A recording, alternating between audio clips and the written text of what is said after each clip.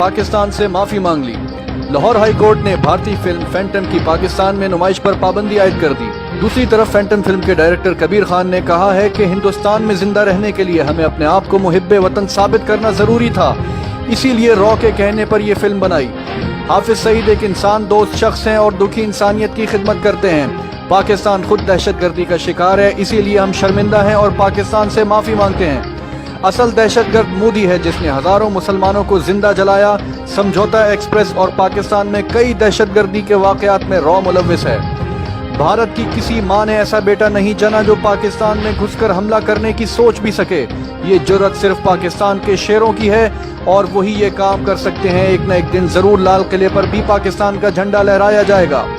سیف علی خان نے کہا ہے کہ آئندہ صرف کشمیریوں، گجرات کے مظلوموں اور ہندوستان کے مسلمانوں کی اصل حالت پر مشتمل فلم میں کام کروں گا۔ کترینہ کیف کا کہنا ہے کہ بالی ووڈ سے جان چھڑوا کر اسلام قبول کرنا چاہتی ہوں۔